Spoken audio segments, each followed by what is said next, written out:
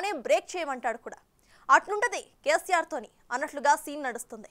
గతంలో రిజర్వాయర్స్లో నీళ్లు తక్కువగా ఉంటే సాగునీటికి వద్దు, కేవలం తాగునీటికి మాత్రమే అని చెప్పింది కూడా కేసీఆర్. ఇప్పుడేమో నాగార్జున సాగర్ నుంచి ఇవ్వచ్చు అంటున్నారు. ఇలాంటివి ఎన్నో డైలాగ్స్ కేసీఆర్ ఖాతాలో ఉన్నాయి. చెప్పాలంటే తాను చెప్పిందే నిజమని అందరినీ కూడా నమ్మించే ప్రయత్నాలే ఎక్కువగా జరుగుతూ ఉంటాయి.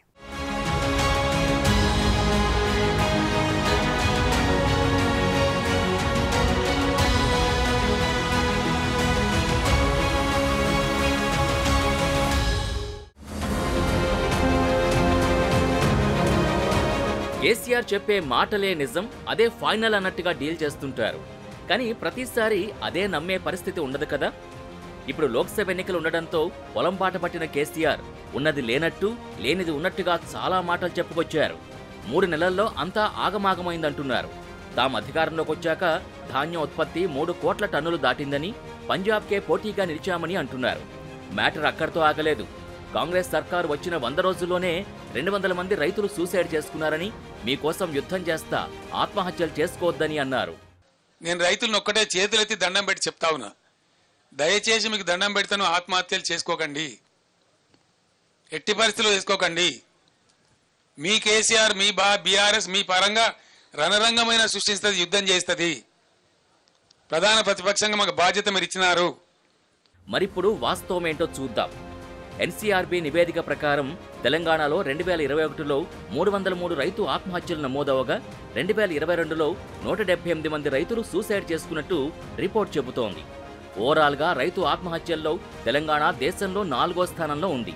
అటు తెలంగాణ రాష్ట్ర పోలీస్ శాఖ లెక్కల ప్రకారం రాష్ట్రంలో 2014 నుంచి 2020 వరకు మొత్తం 6121 మంది రైతులు సూసైడ్ చేసుకున్నారని ఆర్టీఐ అర్జీకి సమాధానంగా చెప్పింది. 2022లో రాష్ట్రంలో 1000 మందికి పైగా రైతులు ఆత్మహత్య చేసుకున్నట్టు రైతు స్వరాజ్య వేదిక గతంలో ప్రకటించింది. తెలంగాణ స్టాటిస్టికల్ అబ్స్ట్రాక్ట్లో రైతు బీమాకు సంబంధించిన లెక్కల్ని గతేడాది జనవరిలో కేసీఆర్ సర్కార్ రిలీజ్ చేసింది. అయితే రైతులు ఏ కారణంతో చనిపోయారన్న విషయాన్ని మాత్రం ఆ స్టాటిస్టికల్ రిపోర్ట్లో పేర్కొనలేదు. ఏటా ఎంతమంది రైతులు చనిపోతున్నారన్న లెక్కలు తీస్తున్న సర్కార్ మరణానికి కారణాల్ని వివరిస్తోంది. కానీ ఆత్మహత్యల లెక్కల్ని మాత్రం దాస్తోంది. ఎవరికీ తెలియకుండా అదర్స్ అనే కేటగిరీలో పెడుతున్నారన్న విమర్శలొచ్చాయి.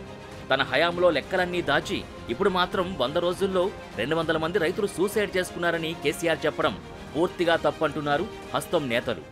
ప్రభుత్వం కోల్పోయి ఒక నిస్పృహలో, ఒక ఫ్రస్ట్రేషన్లో, ఒక డిప్రెషన్లో మాజీ ముఖ్యమంత్రి కేసీఆర్ గారు మాట్లాడిన అబద్ధాలని ఖండిస్తున్నాము. ఇంత దిగజారుడండి. 100 రోజుల్లో 200 మంది సూసైడ్ చేసుకున్నారు. కేసీఆర్ గారు ఇటువంటి అబద్ధాలు మాట్లాడడం తగదిది. ప్రజా జీవితంలో కొన్ని విలువలు ఉండాలి. ఇట్స్ ఎ కంప్లీట్ లై. 100 రోజుల్లో 200 మంది సూసైడ్, కంప్లీట్ లై. రైతు బీమా పథకాన్ని 2018 ఆగస్టు 14న ప్రారంభించారు.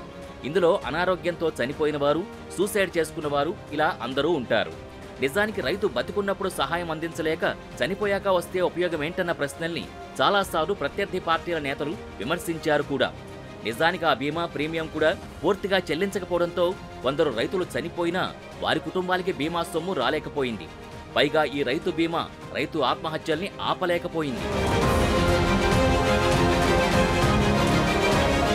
రైతుల విషయాల్లో కేసీఆర్ చాలాసార్లు యూటర్న్లు తీసుకున్నారు. 1 కోటి ఎకరాల్లో వరి పండాలని, చివరి గింజ దాకా కొంటామని, 1 కోటి ఎకరాల్లో వరి వేసినా ఏం బాధలేదని 2020 మార్చిలో అన్నారు. అదే ఏడాది డిసెంబర్ 27న పూర్తిగా యూటర్న్ తీసుకున్నారు. పంట కొనుగోలు చేయడానికి ప్రభుత్వమేమీ వ్యాపార సంస్థ కాదని, రైస్ మిల్లర్లో, దాల్ మిల్లర్లో అసలే కాదని, కొనుగోళ్లు అమ్మకాలు ప్రభుత్వ బాధ్యత కాదని అన్నారు. మద్దతు ధరతో కొనుగోలు జరపడం వల్ల ప్రభుత్వానికి 7,500 కోట్ల రూపాయల నష్టం వచ్చిందంటూ మాట్లాడారు. పంటకి ఎక్కడ ధర వస్తే అక్కడే అమ్ముకోవాలని చెప్పి కేంద్రం తెచ్చిన వ్యవసాయ చట్టాలు అదే చెబుతున్నాయంటూ మాట్లాడడంతో రైతులు ఒక్కసారిగా షాక్ తిన్నారు. అప్పట్లో రైతుల నుంచి తీవ్ర వ్యతిరేకత రావడంతో వెనక్కు తగ్గినట్టే తగ్గి 2021 సెప్టెంబర్లో వరి వేస్తే ఉరేసుకున్నట్టే అని అన్నారు. సీన్ కట్ చేస్తే అందరినీ వద్దన్న కేసీఆర్ మాత్రం తన ఫామ్ హౌస్లో పెద్ద ఎత్తున వరి సాగు చేశారు. ఈ విషయాన్ని అప్పట్లో కాంగ్రెస్ పార్టీ బయటపెట్టింది. అంతేకాదు సన్నాలే వేయాలని అన్నారు. అట్లుంటది కేసీఆర్తోని. మరో ఇష్యూ, చిల్లర డ్రామా కోసం కాళేశ్వరం ప్రాజెక్టుని ఖాళీ చేశారని అన్నారు కేసీఆర్. డిసెంబర్లో 25,000 క్యూసెక్కుల నీళ్లు వచ్చేవని, ఏదో సీపేజ్లో వాటర్ పోతుందని వాటిని ఫోటోలు వీడియోలు తీసి ఖతమైపోయినట్టు ప్రచారం చేశారని అన్నారు. రైతుల కోసం బిల్లులు కట్టాల్సిందే, అప్పులు చేయాల్సిందే అని కేసీఆర్ అంటున్నారు. మద్దతు ధరకి పంటలు కొనడం వల్ల ప్రభుత్వానికి నష్టం వచ్చిందని చెప్పిన ఏకైక సీఎం కూడా కేసీఆరే కావచ్చు. అధికారంలో ఉంటే ఒకలా, పోతే ఒకలా అన్నట్టు మారింది సీన్. కాళేశ్వరంలో పోయే నీళ్లు కూడా వృధాగా సముద్రానికి వదిలిపెట్టి ఒక చిల్లర డ్రామా కోసం, చీప్ టాక్టిక్స్ కోసం ఏముందని దానిలో ఏం ప్రపంచం మునిగిపోయినది. దాన్ని ఏదో ప్రచారం చేసి ప్రపంచం కొట్టుకుపోయినట్టు, భూమండలం అంతా కింది మీద అయినట్టు, దానిలో ఎందో జరిగిపోయినట్టు ఓ లంగా కథ పెట్టుకొని మీ అసమర్థతను కప్పించుకోవడానికి చేసినారు. పోయే నీళ్ళని వృధా వదిలిపెట్టినారు. మొన్నటి వరకు విచిత్రం ఏంటంటే మొన్నటి వరకు కూడా 6,000, 7,000, 8,000 క్యూసెక్లు పోయినాయి. సింగిల్ మోటార్ నడిపి కూడా కాలువలు నడిపేయచ్చు, నీళ్ళు నడపచ్చు.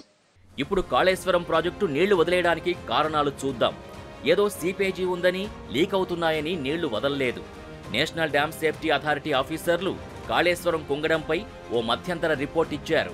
సమస్య తీవ్రత తెలియాలంటే వెంటనే నీళ్లు దిగువకు వదిలేయాలని అన్నారు. అప్పుడు ఏం చేయాలో తెలుస్తుందన్నారు. నీళ్లు వదలకుండా స్టోర్ చేస్తే మిగతా పిల్లర్లకి నష్టమన్నారు.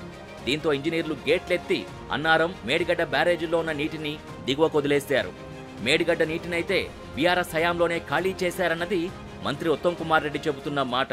మీరు కట్టిన ప్రాజెక్టు నీళ్ళు ఇస్తుందా అంటే అది మీ కండ్ల ముందే కూలిపోయి అదేదో అట్లా చేస్తే బాగుండు, ఇట్లా చేస్తే బాగుండు అని చెప్పడం, ఇది ఇంతకంటే మరి వికారమైన విషయం ఉండదు.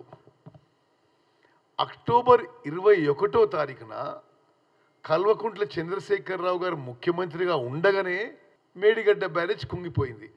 వాళ్లే నీళ్ళు వదిలిపెట్టేసిండ్రు. ఎట్లా బ్యారేజ్ కూలిపోతుందో ఏమో అని తెలిసి వాళ్లే నీళ్ళు వదిలిపెట్టిండ్రు. ఆహా, ఇప్పుడు అది మీరు పంపు చేయకపోయినరు, అది చేయకపోయిన ఏం మాటలు అవి. మరి తర్వాత అన్నారం బ్యారేజ్లో కూడా అదే లీకులు మొదలైనవి. భారతదేశంలో ఈ డ్యామ్లు బ్యారేజీల మీద constitutional body national dam safety authority వాళ్ళు లిఖితపూర్వకంగా ఇచ్చిండ్రు, మీరు నీళ్లు స్టోర్ చేయొద్దు అని. రైతుల కోసం పోరాటం చేయడంలో తప్పు లేదు.